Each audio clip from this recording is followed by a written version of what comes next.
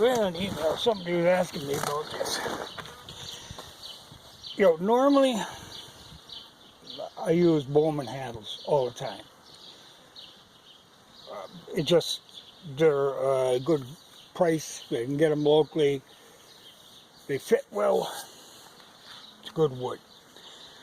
The rare exceptions were these two. This is the Norland, and this is what he was asking me about. Now, these two are Beaver Tooth handles. The thing about the Norland, it's an unusual shape and it's very narrow this way. So I thought, okay, I'll go. Beaver Tooth makes a handle especially for these, and they're unusual in that they're slightly longer. It's a hatchet, but a pretty big hatchet. But I thought, well, okay. So this one I did buy from him, and I also bought the sheath that is made especially to fit this. Now I'd have to say, I really don't use this often. It's a kind of an in-between, like I say, and I don't find myself needing that little bit shorter handle, or even shorter than an axe. Like this is the one that I find myself using a lot, which is a Kelly flint edge. The handle's quite a little longer, the head is a little heavier, but it's just more of a useful axe to me. If I was really cramped for space, I could see where it'd be an advantage to the Norland. But like I say, it's an in-between thing. It's a compromise, like most axes are. They have to be a compromise. I mean, you can get special ones like this Husqvarna Carpenter's axe, which is only slightly longer than what the Norland is. A couple inches longer, though considerably heavier. But in a carpenter's axe, you need that.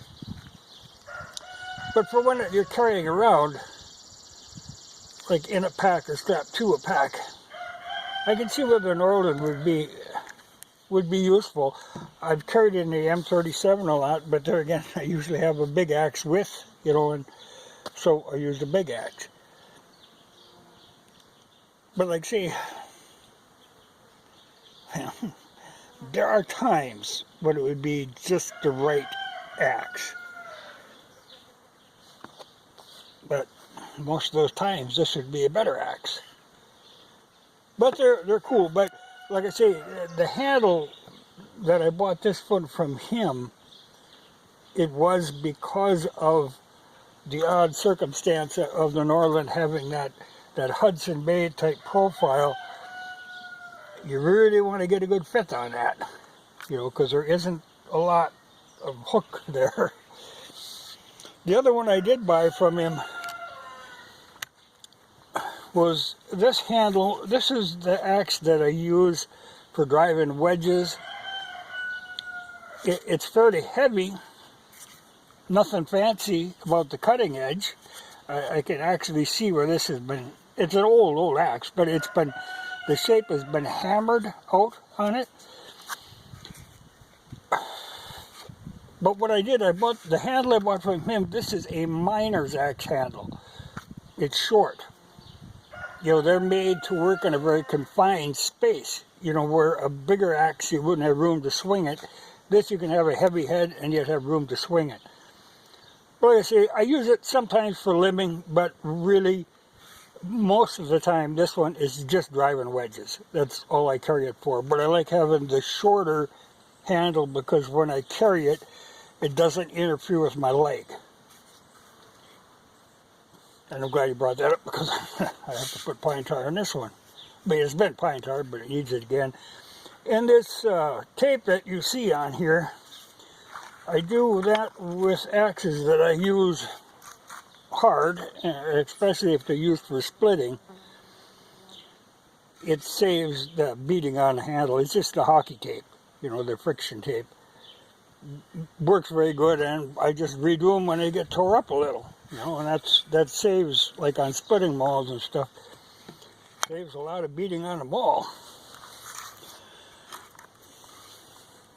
But it's easy to put on because it's kind of self-sticky. It's kind of tarry, sort of, so it goes on nice. But like on this one, I never really used this one for splitting, so I never bothered on this. This is a great little limbing axe, too. This is really, you know, this size. You know, it's bigger than a hatchet. It's boy's length, like 3/4 length. Great size. Great useful size. You do have to know what you're doing handling a 3/4 axe. If you're used to running a full length axe, a 3/4 can be a danger to your shins. So you have to adjust to that. You have to be able to adjust to that. But very convenient size. You know, I really like this axe. You know, because like the regular Husqvarna small forest axe, very light. This I got a little more weight to. You know, because sometimes that small forest axe, if you're trying to even like limb with it, it's a kind of a peck. You know, there ain't enough weight there to really whomper through. But this one will. But it's a good compromise. But like I say, I always liked the way Husqvarna did that. You know, that having them cheeks on there. So I've often thought about taking, if I could ever find, I look on eBay, if I could ever find the carpenter's axe that somebody has busted the handle on, then take one of them, put it like a 3/4 length handle or even a little longer, then change that, because right now it's square across. You know, they have to be, for the carpenter axe, they're completely square. But if a guy could, you know, work her down, cut a little round in her, could make a darn fine all-purpose axe out of that. I don't know why Husqvarna doesn't.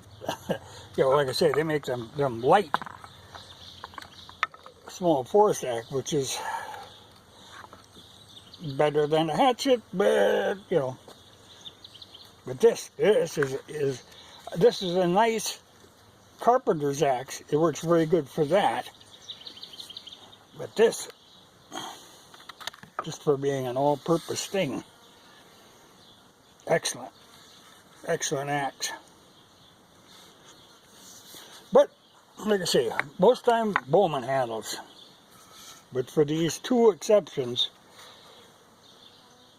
that was Beaver Tooth. But like I say, I don't find myself often using this Norland, which is why, you know, when I got it, I glass beaded it and I put the red paint on because it had traces of the original red paint. And you can see most of that red paint is still on there. Just doesn't get used as much as this one. But as a compromise, pretty good axe. And the handle is a very good handle. You know, it wouldn't kill me if it was a little bit longer. But, you know, it's workable. And to have the exact right fitting sheath,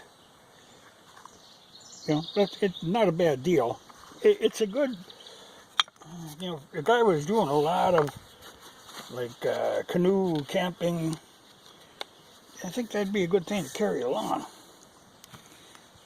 But at the same time, I always think, you know, why not? The bigger one.